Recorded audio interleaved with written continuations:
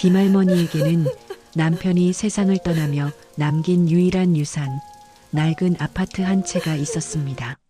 남편은 눈을 감는 순간까지 할머니의 손을 잡고 신신당부했습니다. 여보, 이 집만큼은 절대 건드리지 마.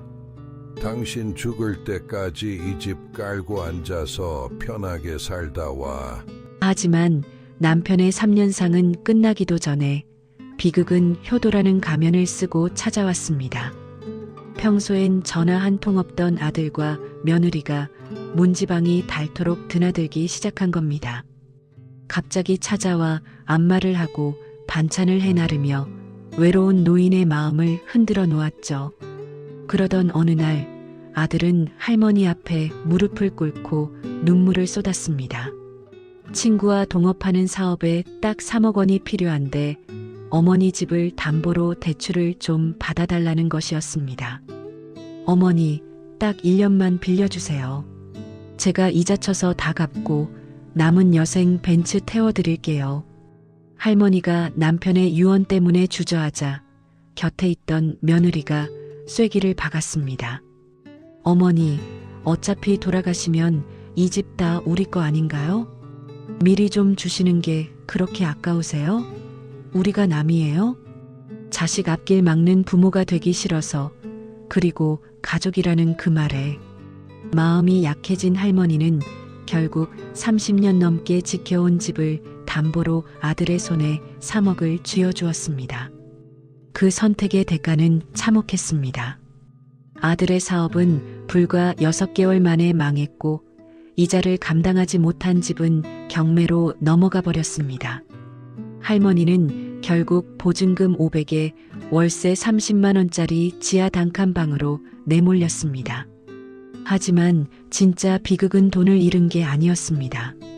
쌀이 떨어져 염치불고하고 며느리에게 5만 원만 보내달라고 전화를 걸었을 때 할머니는 자식의 진짜 얼굴을 마주하게 됩니다. 수화기 너머로 들려온 건 걱정이 아닌 며느리의 날선 비명이었습니다. 어머니가 그때 재수없는 돈을 줘서 우리 그이가 망한 거 아니에요.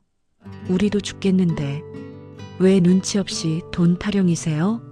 제발 연락 좀 하지 마세요. 그렇게 전화는 끊어졌고 할머니는 차가운 방바닥에서 홀로 가슴을 치며 울고 계십니다. 내 주머니에 돈 없으면 부모고 뭐고 없다는 뼈저린 후회와 함께 말이죠.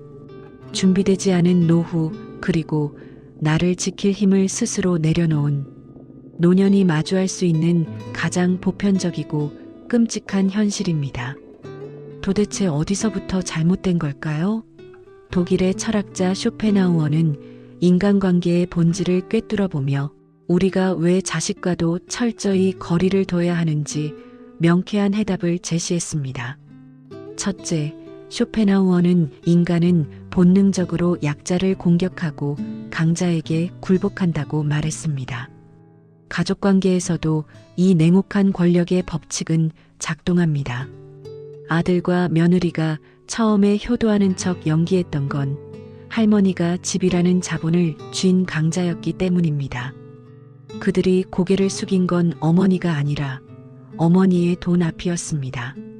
하지만 집을 넘겨준 순간 할머니는 뜯어낼 게 없는 약자로 전락했습니다. 며느리의 태도가 돌변한 건 그녀가 악마여서가 아닙니다. 인간의 본성이 원래 약자에게는 예의를 차리지 않기 때문입니다.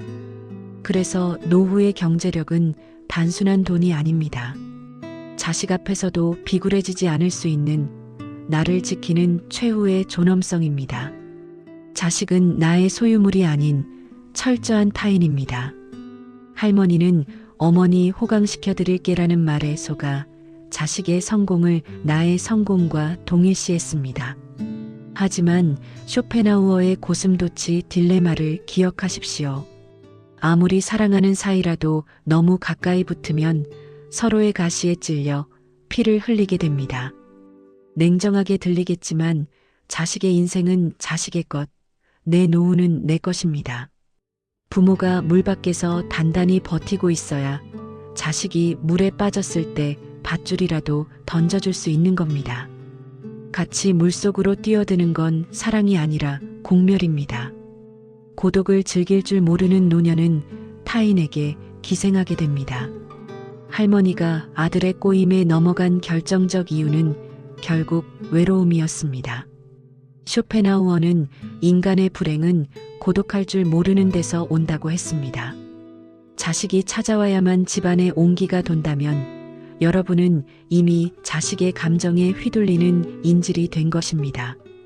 스스로 고독을 즐기고 혼자서도 행복할 수 있는 부모만이 자식에게 기대지 않고 끝까지 존경받는 어른으로 남을 수 있습니다. 지금 손에 쥔 그 쌈짓돈 절대 자식에게 미리 주지 마십시오. 너희에게 줄 돈은 없다. 나는 이 돈 나를 위해 다 쓰고 갈 거다. 오늘부터 이렇게 당당하게 선언하십시오. 여러분이 평생을 바쳐번 돈입니다. 맛있는 것 드시고 좋은 곳 다니며 오직 나 자신을 위해 쓰십시오. 그것이 여러분의 남은 인생을 지키고 역설적으로 자식의 자립심을 키워주는 가장 현명한 사랑법입니다. 오늘 이야기가 여러분의 삶을 지키는 단단한 방패가 되기를 바랍니다. 지금까지 인생 수업이었습니다. 감사합니다.